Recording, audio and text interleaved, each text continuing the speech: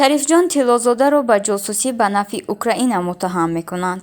ӯ дар муҳоҷирати корӣ дар Русия қарор дошт ва ният дошт пас аз адои хизмат шаҳрвандии ин кишварро соҳиб шавад, аммо дар лаҳзаи охирин аз ширкат дар ҷанг даст кашид. Рӯзи 10 октябри соли 2023 додгоҳи ноҳияи Лефортовои шаҳри Москав дар ҷаласаи пӯшидаи додгоҳ дархости тафтишот дар бораи интихоби чораи пешгирӣ дар намуди ҳабс нисбати шаҳрванди Тоҷикистонро баррасӣ кардааст.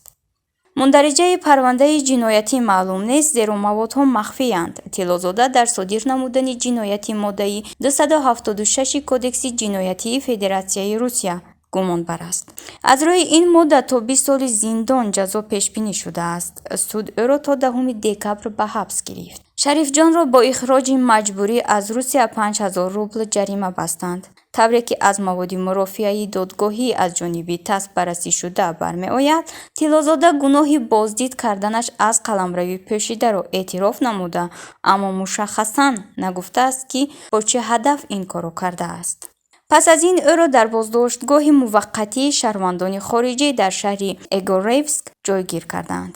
шарифҷон Тиллозода хатмкардаи донишкадаи давлатии фарҳанг ва санъати Тоҷикистон буд ва худро ҳунарпешаи театр ва кино муаррифӣ мекард.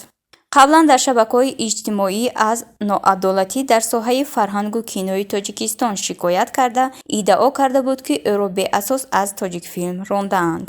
то имрӯз марги беш аз 20 ҷавони тоҷик дар ҷанги Русия алайҳи Украина сабт шудааст.